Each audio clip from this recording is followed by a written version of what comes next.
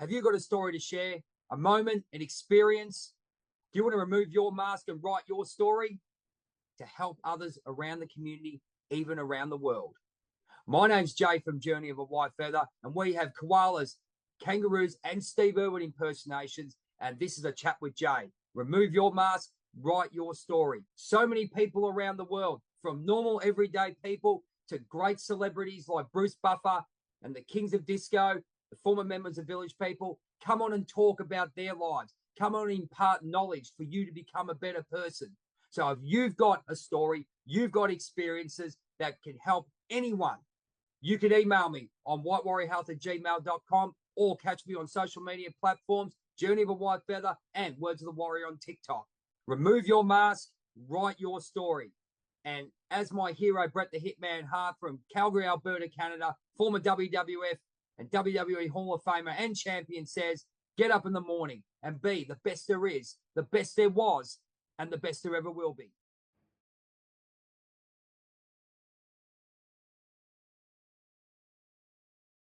G'day guys, this is Jay here, Journey of a Whitefeather. We've been pretty busy the last couple of weeks. Had the Kings of Disco, the former members of Village People, as you know.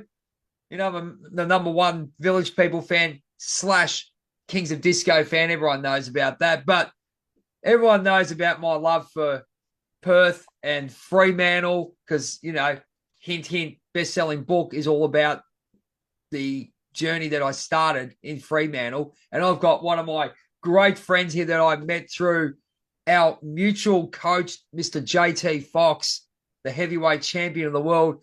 And you're going to hear a wonderful story from Perth, Western Australia, the best state in Australia. Sorry, it's the way it is. I'm biased. That's the way it is. I'm a hype man. Leon, mate, it's been a while that we're going to do this, but I'm absolutely honoured to have you on this show, my friend. Jay, it's great to be here, mate. Yeah, look, it's the work in progress. We're all busy fellas, but look, perfection takes time, mate, and here we are. Absolutely, it's been such a ride, mate, meeting you, my friend. I mean, so we have a mutual old coach friend, JT Fox, which you'll see a picture of him coming up very soon. But tell us a little bit about yourself. Tell us how you met JT as well. And then we're going to get into the nitty-gritty of this magnificent video that you made and that passion you had for I think, a life goal, if I'm correct, Leon. Yeah, look, so I met JT. I raced last year at the World Champs for Xterra over in Italy, in Torino. Found myself pretty burnt out when I got back. I'd put my business on the back burner. To achieve anything in life, mate, you know, you really need to go all in. And that was the decision I made when I qualified for the World Championships, was to go all in to give it what I got. So my business took a bit of a back burner. And after that, I decided it's time to lock back down. And part of that was finding my way across to JT, and yeah, loved the vibe he was putting out, and here we are. Oh, absolutely, mate. And we've had some wonderful chats with him, and he's just, you know, he's one of those people that he is larger than life. But I mean, the contact I've had with him has been nothing but superb. And he's, you know, we talk about, you know, the coaching side of things and business strategists. I mean, but as a human being, for me. And I think yourself, you're a very good judge of character from the times we've talked. I mean, he's a wonderful individual. Yeah, and authenticity is a big thing, man, especially for me. So I pick up, I feel like I read people and I pick up on people pretty quickly. Yep. And look, in his line and in his realm, and, you know, people of that sort of like wealth, there's, simply put, there's a lot of shit talkers. Absolutely, and, there is. you know, yeah, you know, money talks and bullshit walks. So, you know, it's great to, you know, get the backing of the words that come out, get, you know, follow through, which is, you know, do as you say and say as you do, mate, and you'll always be on the right path. Absolutely. And it's inspired us to, you know, a better community, all the people that we've met. But Leon, tell us about this, why are we connected? Obviously, you said it from Perth, and I'm just going, rightio, this guy must be a legend. Okay, I'm a bit biased, as I said. I keep talking about Freo. and Perth. I love it. But your story, my friend, this video, I think we met in February, and I think you'll tell me about your about to launch this video about your, I guess, life dream. Do you want to tell the viewers about your life dream, my friend? I guess, can I call it a Yeah. life dream for you, mate? Made a documentary that you're referring to. It's called When the Mountains Talk. What's up, guys? My name's Leon Wilken. Welcome to the Stirling Ranges. Now, I'm putting together a little challenge. 6 of the major summits around here inside 12 hours. And the kicker, it's all for charity. So join me on the journey while we chase some sponsors, mark my training. I want to hear some of you guys' stories. You can hear a little bit of mine. I'll see you on the other side.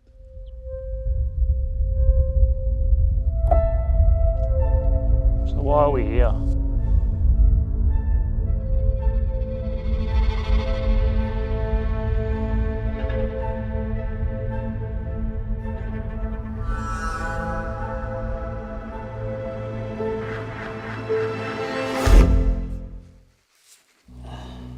I suppose for a long time I'd battled with myself and, you know, never feeling good enough no matter what I tried. And, you know, I was in a dark place and, you know, dark thoughts. So I set myself a challenge to come down to the Stirlings and just hang out with myself for a weekend and just to be, I suppose. And then after it rained all day and it was misty, you couldn't see a thing all day. I got to the summit and within 2 minutes the sun cracked through and it just hit me on the face. And I just stopped for a minute and I could see for miles and it just felt different. It just felt like the mountains were talking. It's going to be okay. It's going to be bad days. There's going to be plenty of challenges, but you're going to be okay. They just talked and I had a choice and I chose to listen.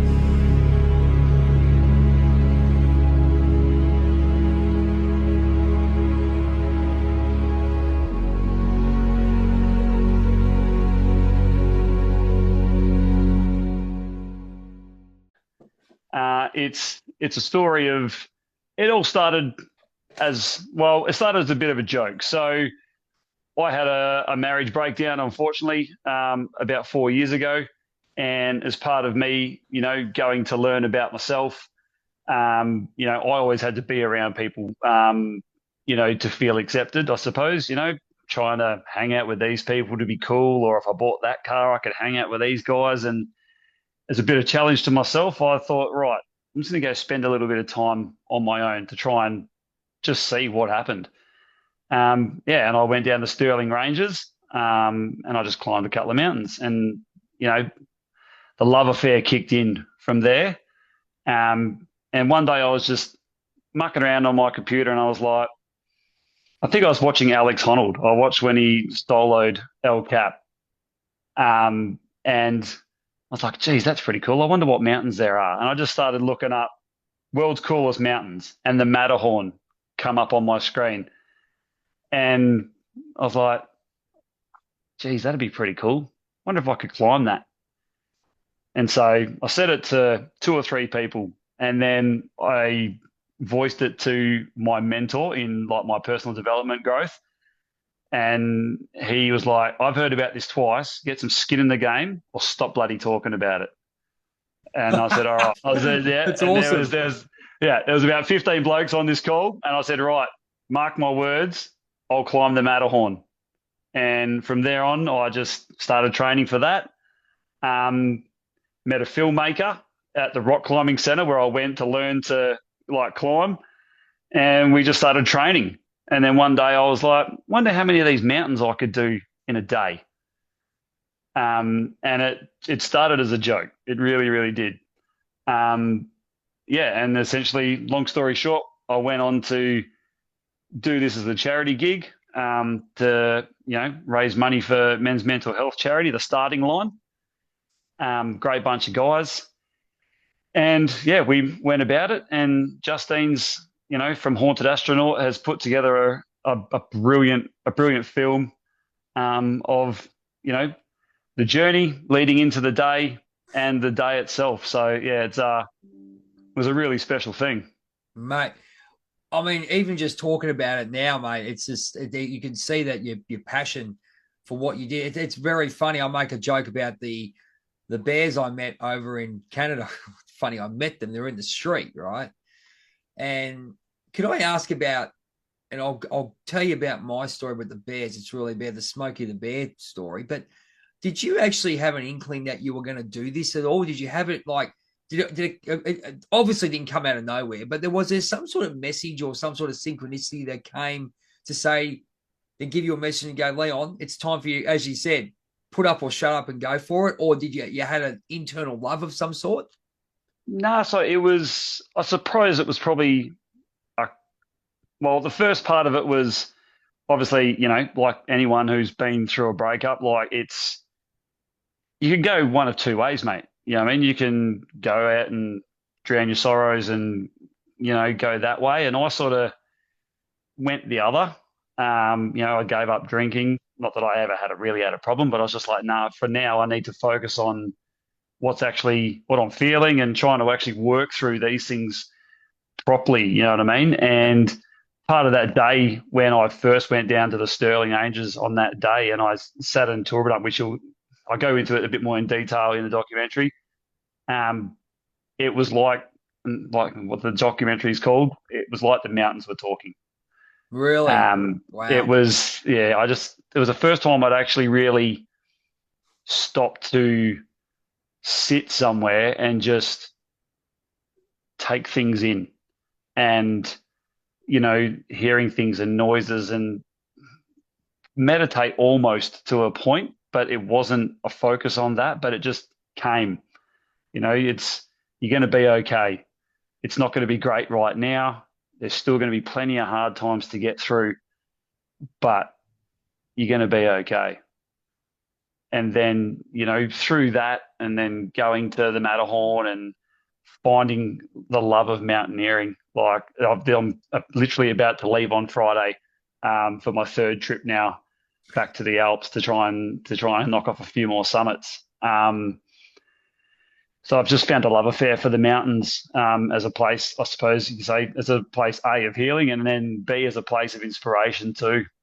And then yeah, once I got back and we locked into this, it was just a chance to do my little bit. Plenty of people have helped me along the way, so my thought process behind this documentary, and then obviously the chance to have purpose and raise some money for people is if I can help one person, well then hey, my job's done here.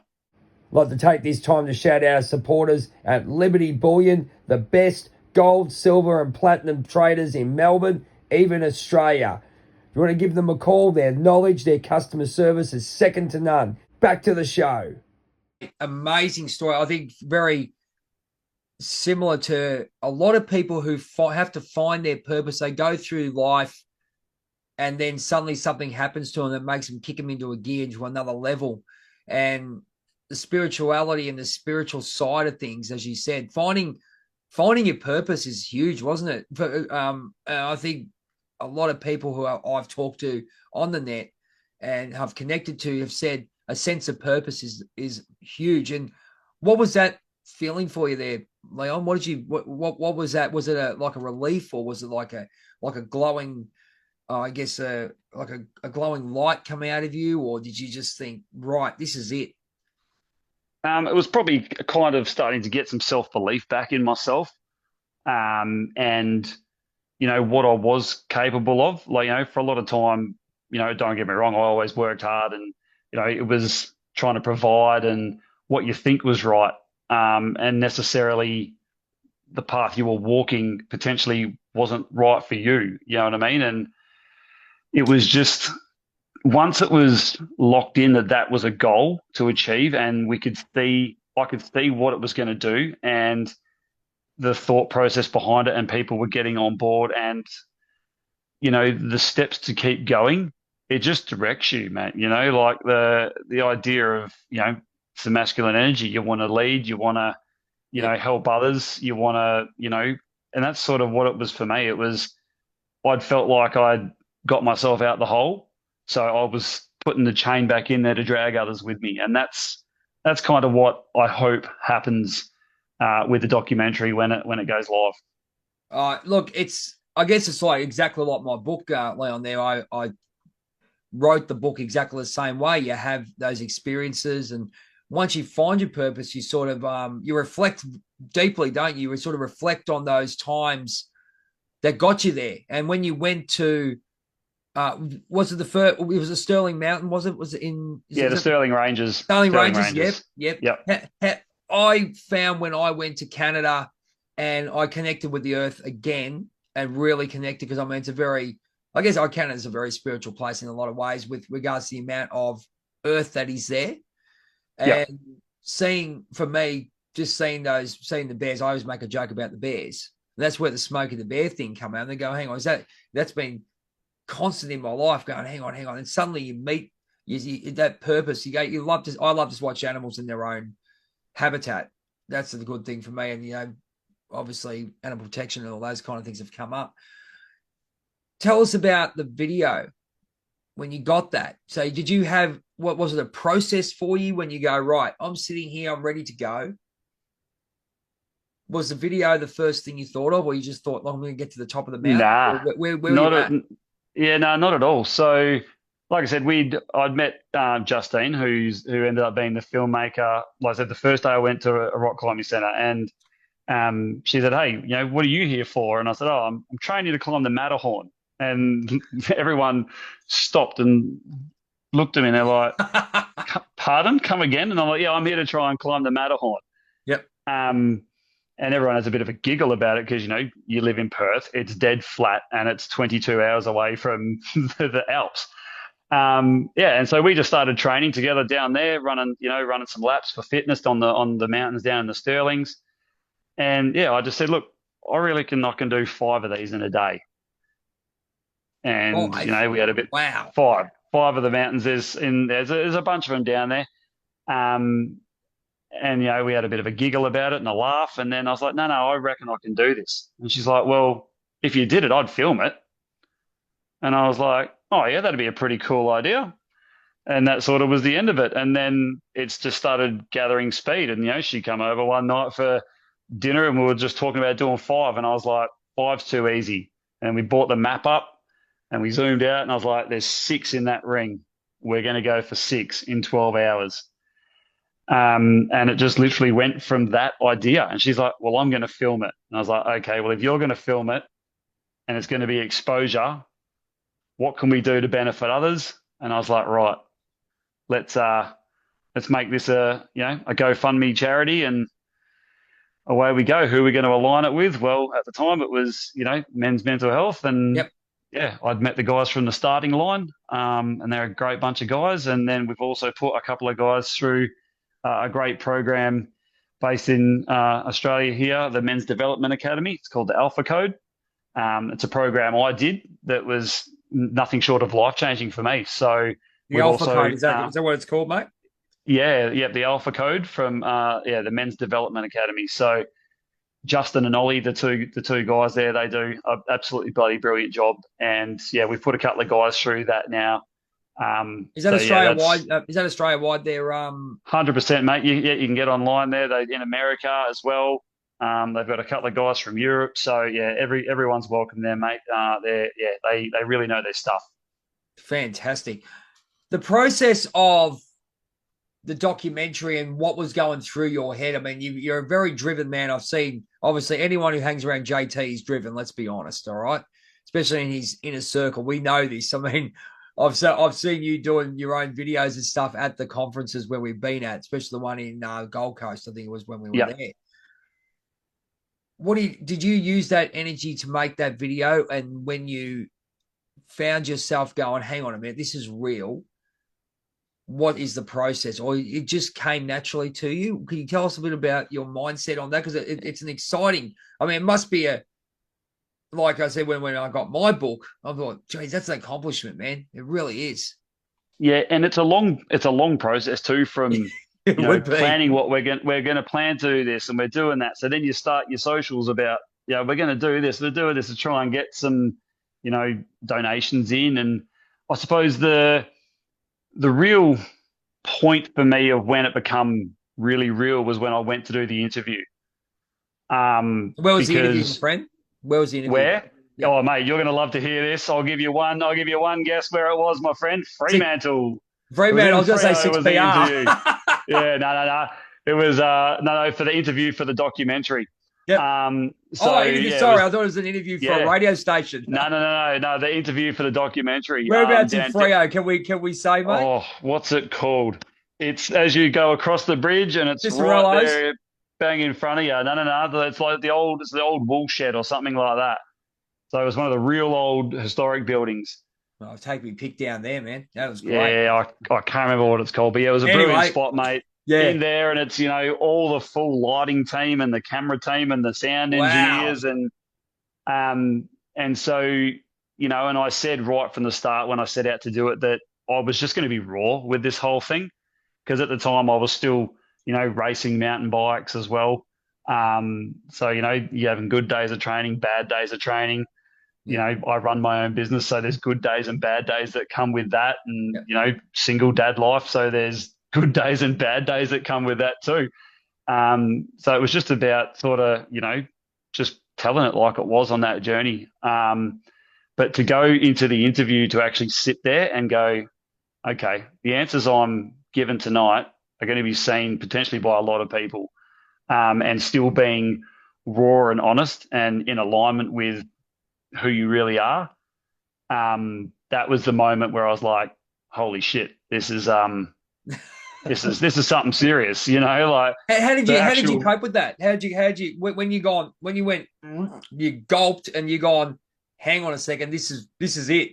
How Yeah, did you get through it? I mean, obviously you had a love for what you did, but there's obviously going to be, oh shit, here I am.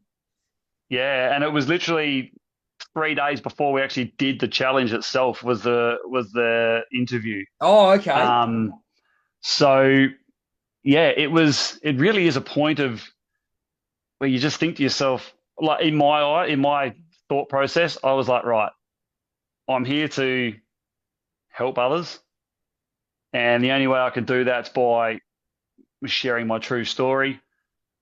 Owning your truth. No one can take that away from you.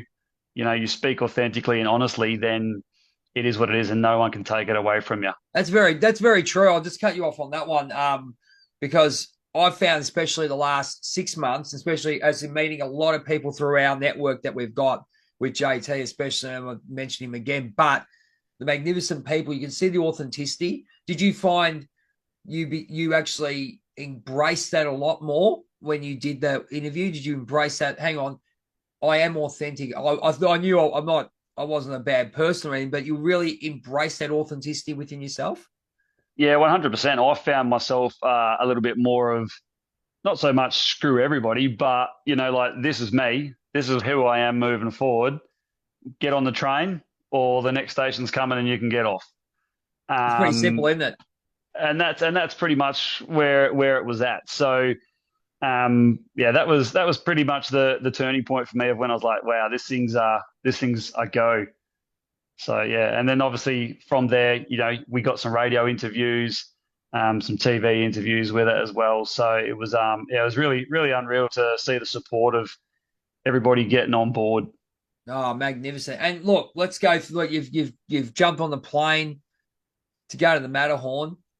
What were your thoughts when you actually going, right? I'm putting the shoes on and going, hang on, holy shit, I'm actually going to do it. Did you have that? Yeah, Did you have that, or what was that? What was that feeling like?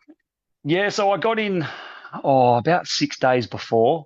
You fly into Geneva in Switzerland, and then you get a bus van down into Chamonix in France. Yep. And the first time you drive in and the Alps go in front of you, as a guy from the dead flats in Perth, like, yes, I'd been to New Zealand the year before and Yep. that, but to actually see it and you just like, It's an amazing feeling, isn't it? Like those wonders. I mean, we've got to look. We're not haven't got many mountains in Australia. Let's be honest. But it's Yeah. the same things when I drove down from to Banff, and when I went to Whistler, especially going from Calgary to Banff and seeing all those mountains. I'm just thinking, wow, it's another thing, isn't it? It's like it's another feeling. It's like you just think, wow, this is just amazing. Yeah, it really is. It's just for me, it was, you didn't know where to look. Yeah, Like, I'm yes, like, look at yeah, that. very much. Oh, that's cool. But look at that. That's cool. Like, there Yeah, was just so many like things to take in. And then the first time just going up there and actually being amongst it, like I just took one of the cable cars up to the Aguil du Midi just to try and get some acclimatization on the first day. And I remember a little kid was walking up the stairs and he went to trip, and I took like 5 quick steps to grab him, and I was just gasping by the end of it because oh like mate. you're at altitude for the first time. Yeah, had that because Um, I found that as well. Like going right up the rock. I mean, this is very similar to my story when I went up the Rockies and went looking for bears, which they bloody hid from me. The buggers found more bears in bloody Vancouver streets. It's very funny. It's surreal, isn't it? Like it is really surreal. Like doing yeah, those and kind it of things. yeah, and it's just, I don't know. For me, I go, wow, people get to live here every day. They get to Yep. be in this every day. And Yep. then I start talking to people, and they're like, wow, you live in Perth, you get to go to the beach every day. So it's, you know what I mean? Like, Yep. it really is, Yeah. different strokes for different folks, and just embracing what you have. Yeah. And also, really sharing those special times when you get to go to some of these special places. But yeah, the first time of putting crampons on and, stepping out into the snow and into the ice, yeah, man, it's something else. It's, people say, oh, what's it like, Leon, being up there? Like I said, this is my third trip that I'm about to leave next week on. They're like, what's it like being at the summit of these places? And I can't explain it. Yeah. Like, you can try, and I can tell you everything what it's like, but until you feel it, it's not going to be the same. It's something different when you're up there. That's for sure. So it's Oh, yeah, and like my climbing partner lives in England, my mate Rich, and every time we come back down after a summit, we're like, do you know, way less than 0.1 of the world is ever going to see what we saw today.